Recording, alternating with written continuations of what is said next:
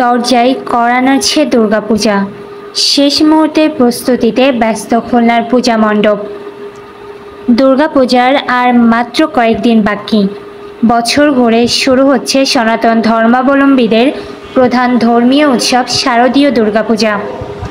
আর এই উৎসবকে কেন্দ্র করে খুলনার পূজা মণ্ডপগুলোতে চলছে শেষ মুহূর্তের প্রস্তুতি।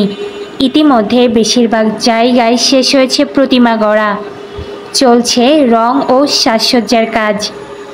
খুলনা জেলায় এবছর 991টি মণ্ডপে পালিত হবে দুর্গা উৎসব। এর মধ্যে নগরীতে থাকছে 101টি মণ্ডপ।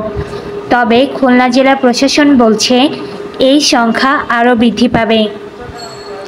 আগামী 8ই অক্টোবর মঙ্গলবার মহাষষ্ঠীতে দেবীর বোধনের মধ্যে দিয়ে শুরু হবে দুর্গাপূজার আনুষ্ঠানিকতা।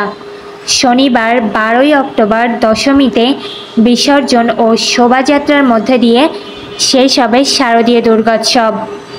এদিকে বছর ঘুরে সনাতন ধর্মাবলম্বীদের সর্ববৃহৎ এই উৎসবকে ঘিরে মণ্ডপে মণ্ডপে যেমন বেড়েছে প্রতিমা শিল্পীদের ব্যস্ততা, অপরদিকে পুজোর কেনাকাটা করতে নগরীর শপিং মলগুলোতে ভিড় জমিয়েছে সনাতন ধর্মাবলম্বীরা।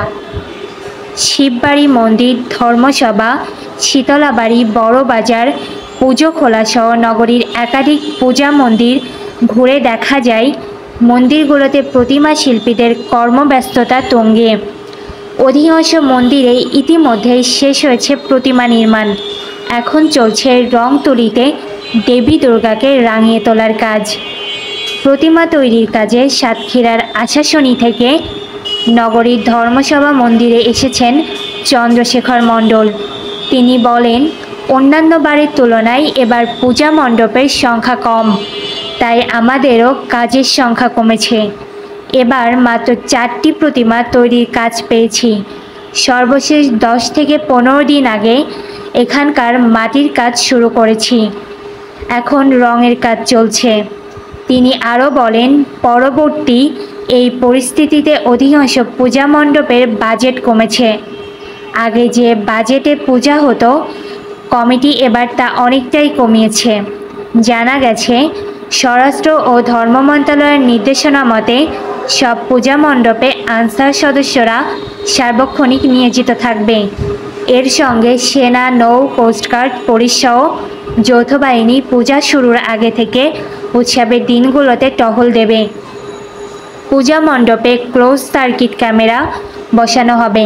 সামাজিক যোগাযোগ মাধ্যম গুজব বা মিথ্যা তথ্য ছড়ালে শাস্তিমূলক ব্যবস্থা নেওয়া হবে।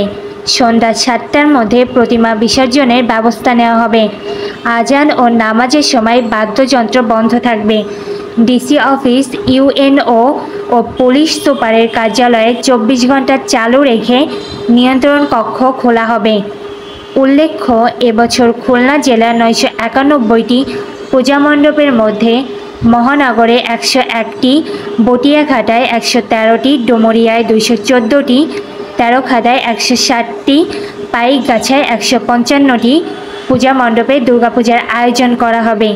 এছাড়া দাকপে 84টি, দিঘলিয়ায় 63টি, ফুলতলায় 34টি, রূপসায় 74টি এবং কয়রা উপজেলায় 46টি পূজা মণ্ডপে দুর্গাপূজা অনুষ্ঠিত হবে। তাসনুবা ইসলাম ঋতু, 64 নিউজ টিভি, বাংলাদেশ।